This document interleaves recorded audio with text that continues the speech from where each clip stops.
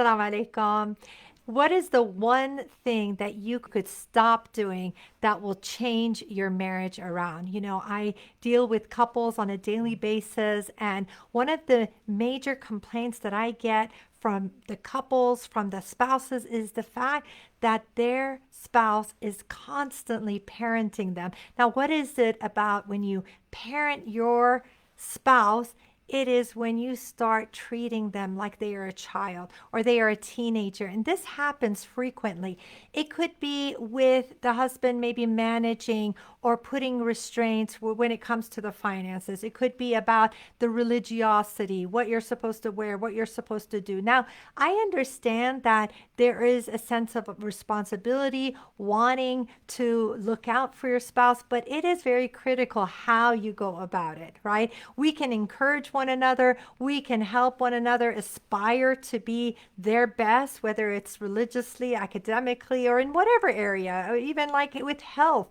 However, if you start managing your spouse, making them feel like that they are a child, you know what ends up happening is that they start rebelling. If you treat them like a teenager, you can't do this. Have you prayed? Have you done this?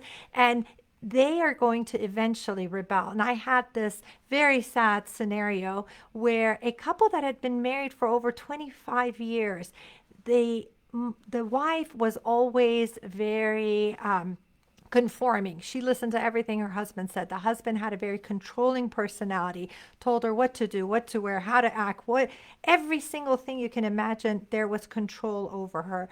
And what ended up happening is that after all these years, then she decided to rebel, and all the things that she had done, she just wanted to stop.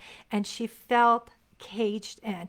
And this can have a very devastating effect, not only on the marriage, but on a person's spirituality, especially if there is a sense of enforcing your spouse to do things if they're not ready for it, right? So I talk about this in great detail in my 5 Pillars of Marriage program. In Pillar 3, spirituality, I talk about mismatch spirituality. When one person is super religious, super motivated, they want to do it all. They want to get up for tahajjud. They want to fast Mondays and Thursdays, do adhkar, do extra sunnah prayers. The other one is like, you know what? I'm good. I'm good. I will just do the basics. I will just do the bare minimum. And sometimes they're not even doing the bare minimum. And then what happens is that struggle, right? Where one spouse feels that sense of responsibility. They feel the other person is being irresponsible. And that's where this whole parenting behavior comes from. The spouse that is the responsible one, the one that feels like they're doing the right thing, they're the ones who they're saving the money, they're behaving properly. Then they look at their spouse and they're like, oh my gosh, this is just so irresponsible. This is very irresponsible behavior. And they start imposing. They start saying, you need to get up and do this. You need to change your behavior, and you need to. And what this ends up doing is making their spouse feel inadequate. Right? I had one couple that came in, they were completely in love when they got married. Then they met each other, they had a lot of fun, and they were extremely compatible. And then the husband had an epiphany. He just one morning woke up and he was so into the deen. Now, the wife had not had that same experience, had not had the epiphany. So she was still in her state. He had reached a different state, and he just wanted her to, come on, like you gotta do this. You gotta be there with me. And it made her feel inadequate. It created a lot of tension, and it almost led to a divorce because of this. So we need to be very, very careful about this. It's so good to have y'all here. MashaAllah, we have Sister Nadia, Sister Zafar from Lebanon, and Sister Haleh, MashaAllah, and we have Sister Azucena. Wonderful, MashaAllah. So we see this happening all the time, where a person is feeling inadequate. They feel like they're never good enough, right? And it could be the other way around, where the wife can be imposing on the husband, constantly saying, well, you need to do this, you need to change your degree, or you need to work more, you need to work longer hours. And you find that this kind of imposing really stifles the relationship, because no one is looking for a parent when they get married. When you are in a relationship, when you get married, you are looking for a life partner, not a parent. And so the natural tendency when someone starts parenting you and telling you what you need to do, when you need to do it, how you need to do it, is to rebel. You're going to rebel. When you're treated like a teenager, you're going to rebel like a teenager. So it's really critical to understand how destructive this behavior is. If you find yourself, now you got to be really truthful and honest with yourself. If you find yourself going after your spouse the way, kind of in the same tone and the same mannerism that you go after your kids, your teenagers, and you're telling them, whether it's about healthy eating, whether it's about religiosity, whether it's about cleanup, whatever it is, if you're doing that, you got to stop. You really, really need to stop, because what you don't realize is that this is causing a rift in your relationship. And most people will not get help. Most people will not get a marriage program to learn the skills. And what ends up happening is, if a person feels frustrated enough, they will just go ahead and get that divorce. They won't even ask for help. They will just end it.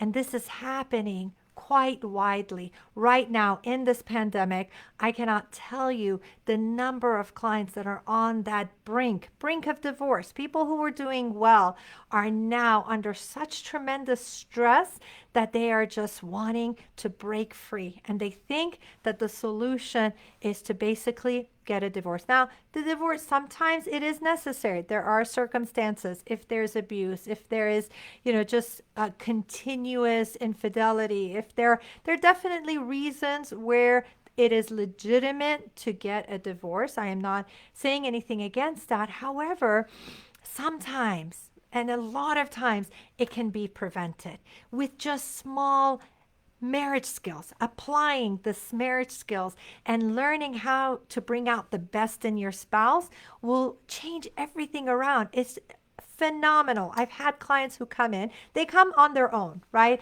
And one lady told me that, my husband is so unreasonable, and he's very demanding, and he's never helpful. He sleeps in another room. He's just like not present emotionally or even physically. And so she was skeptical. When she first started off, she was kind of skeptical.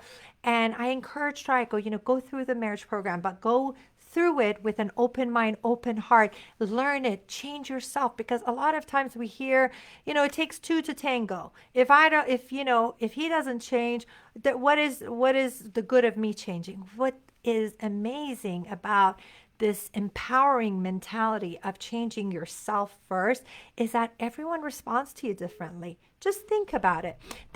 If you are really, let's say you're usually rude to a person, okay, you talk in a rude manner, and suddenly you become more polite, or you become more gracious, you become more loving, that person is going to soften up with you, right? It is very natural that we respond to people according to how they behave. So when one person changes their behavior, it changes the whole dynamics of the relationship. I like to demonstrate this in, think about like a group of people, let's say a family, right?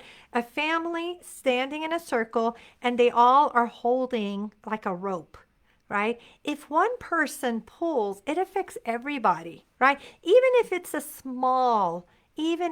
small pull, right? Everyone is affected.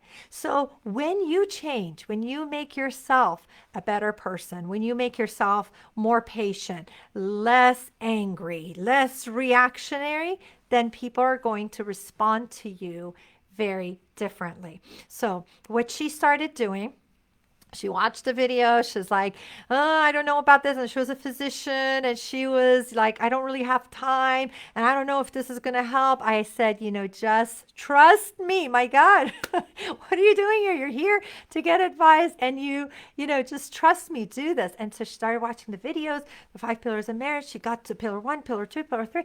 And she saw what she said it was she came and her eyes were filled with tears. She goes, I had no idea that such small changes are going to have such a profound impact on my marriage. He moved back into the bedroom. He started being supportive. She had like a board exam. He's like, I'll take care of the kids. You go and study. I'll help out.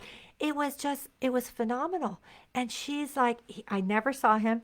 And he didn't even watch the videos. She watched it herself and she worked on herself. And she was able to turn the marriage around. So when you and before she admitted, she goes, I was definitely a parent. I was telling him what to do. I always criticized. I was always after him. And that made him say, you know what? I don't want to have any part of you. I don't want to spend time with you.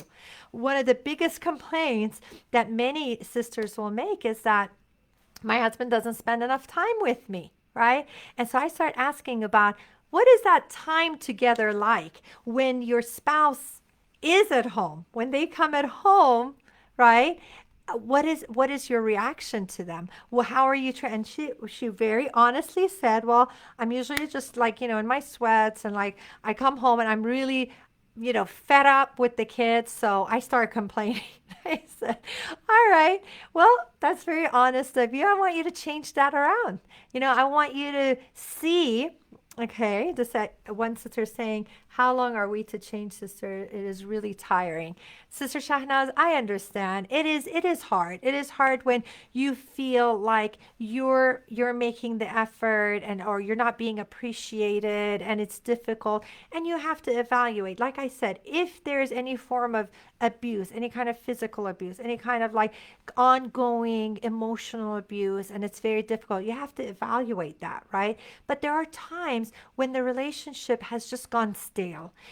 There are times when it is just a matter of being disconnected, people living like roommates, and the ego has gotten in the way where no one wants to admit that they're wrong. They don't want to they don't want to get help. They don't want to change because it's hard to change. And I get that.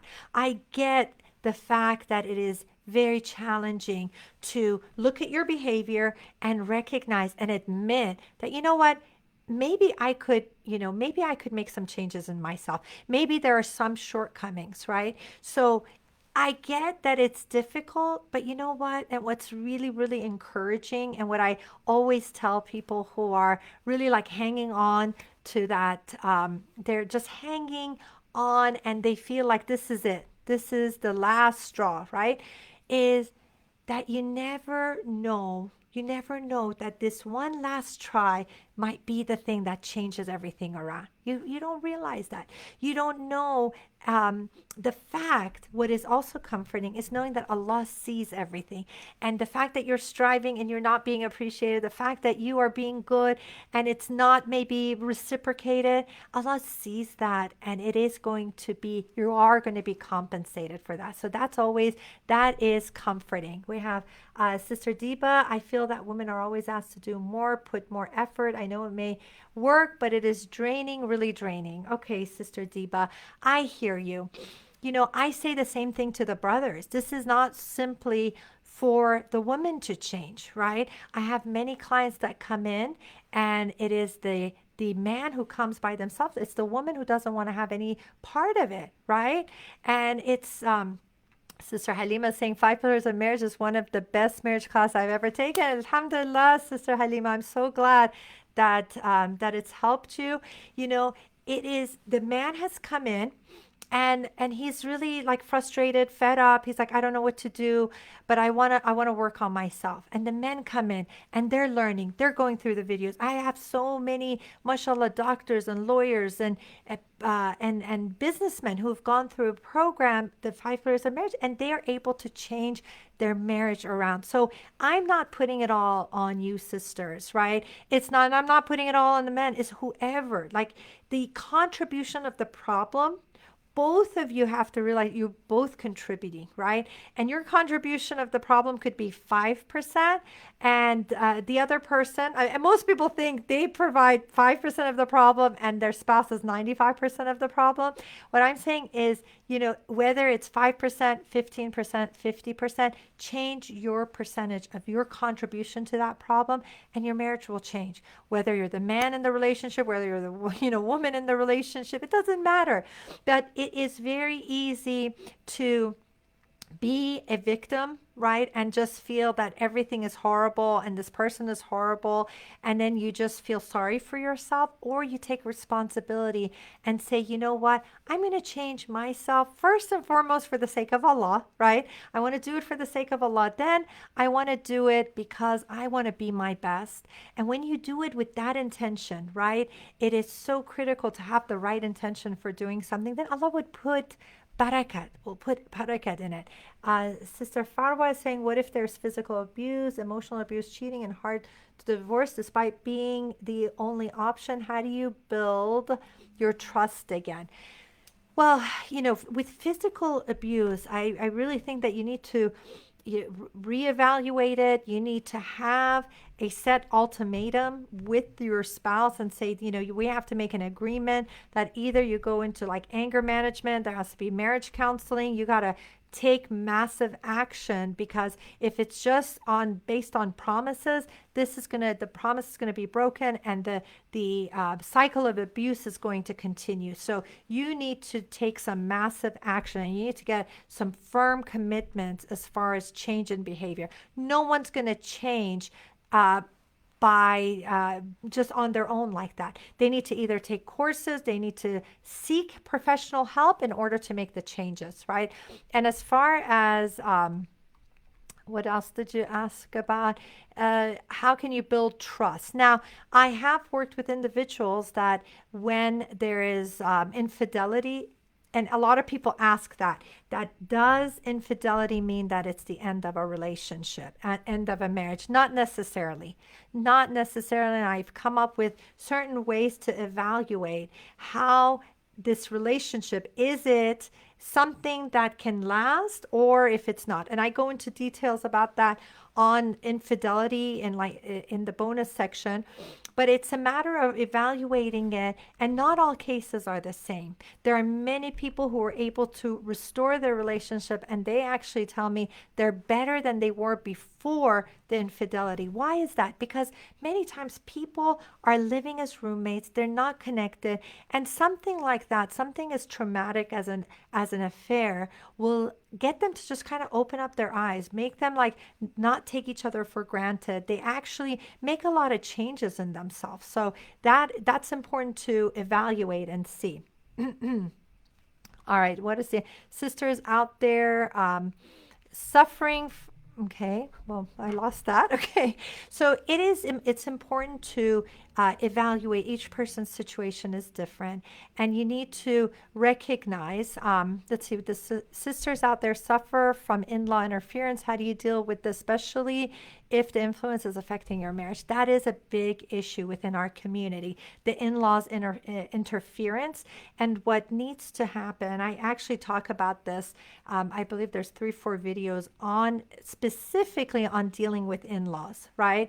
That you really need to have the spouse deal with their own parents, okay? Confronting the in-laws is never a good idea, right? So hopefully you have a spouse that is has the wisdom, has the ability to balance the relationship between wife and mother. Not everyone is able to do that, right? A lot of times you find that that the spouse will have a tendency to lean towards, let's say, the mother's side and totally disregard the wife, or it could be the other way around. I haven't seen as many cases of that, but it is very much like, you know what, my mom is right, you're wrong, you have to deal with it. But you can actually create, if you use wisdom, if you use that sense of compassion and emulate the Prophet ﷺ and how he applied wisdom, he applied mindfulness, he was so gentle in his ways in dealing with his wives, even in the most difficult situations. If a person applies some of that, then he could keep both his wife and his mother very happy, right? So it's just a matter of getting your spouse to deal with his parents and you deal with your parents in order to create some healthy boundaries so that no one is stepped on, right? That no one's toes are stepped on. It's a very delicate relationship. Mother-in-law, daughter-in-law. It doesn't have to be. It can be a beautiful relationship. If both parties are God conscious and they have high self-esteem and they've worked on themselves, it can be actually a very fulfilling relationship. But generally, people have not put the time and effort into working on themselves, and therefore there's a lot of friction, right? So let's see. Sister Sarah saying, I think that's the first step to decide what you really want to do. Ending marriage is a big decision, and divorce is the least likable by Allah. That's it's not accurate to say that it's the least likable. It is permissible, and it is permissible for a reason. There are definitely times I have seen couples come in. There is no trust. There's no respect. There's no love. There's only anger, and there's abuse, and it's not good for anyone. And many times they stay in a relationship like that. They say it's because of the children. I'm staying because of the kids. But really, it's not in the best interest of the kids for a husband and wife to stay together if they're fighting and constantly, belittling each other. Right? Sister Salwa is saying, I recommend 5 pillars to male relative whose wife was about to leave him. He went through the videos and concluded that he cannot change his character. His wife is so disappointed. Any advice? Okay, so in these situations, you have to look and see what are the presenting problems. What is it?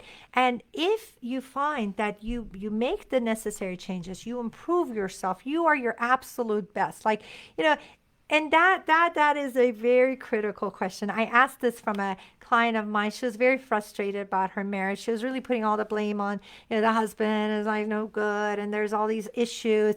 And then I said, sister, tell me this. What percentage are you applying? What percentage are you giving into this marriage? She's like, well, I cook. I go, no. I'm not talking about the cooking, the cleaning, the taking care of the kids. What percentage are you giving of yourself as far as compassion, as far as being considerate, as far as your charm, all of that in your marriage? And she was very honest. She said 20%. And I said, what letter grade is that? What letter grade is that? That's an F. Okay. So she came to recognize that the effort that she was, claiming to put was nowhere near what she's capable of. Right. So I just say, encourage, just push for that 80. Push for 80% and see how a person can come around. And I guarantee that if it's not an abusive relationship and there is some, compatibility within the relationship, if someone is giving 80% consistently, whether it's the husband or the wife, then you're going to see some returns. But there are situations, and this is what I was getting at. People feel that the best scenario is for a husband and wife to be together with the kids. Now, there's a big clause, right? There's a very important clause that people forget about. It's not just about being under the same roof together. It's about being together respectfully, lovingly, and treating each other with trust. When you are together, when you are together and there's always fighting and there's always belittling, those children actually suffer.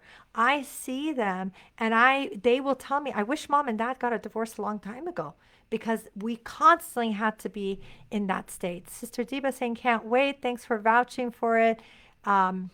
in your experience. I know Sister Haleh is amazing, mashallah, jazakallah khair. From one of her events I attended, alhamdulillah, I don't have a big issue, but I want to learn more about myself to be a better Muslim, a better wife. Okay, very good. Wanting to work on yourself. I mean, I do spend in pillar 1 of 5 pillars of marriage, it's all about self-development, improving yourself. But I have dedicated myself to doing the Mindful Hearts Academy. This is something that I do on a weekly. I just finished doing it, and that's about being the best version of yourself. And if you're really committed to being your best, and that is the way, you can join our group, inshallah, and when the registration is open. So if there are any other questions, let me see.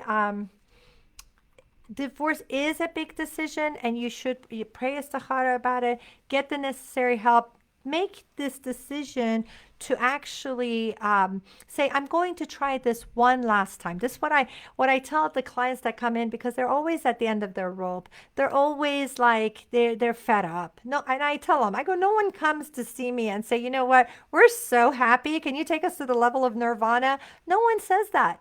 Everyone who comes in is like they're devastated. They're done, right? And I always encourage them. I go, give it one last try. Okay.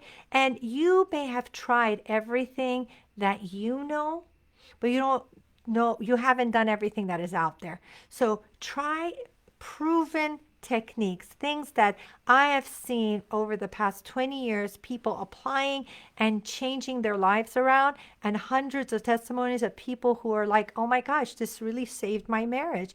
And then you can decide. If you go through all that, you make the changes in yourself, and you go through the program and you still feel like nothing is clicking, then you feel like, you know what, when you're standing in the court of Allah, you can say, I tried my absolute best.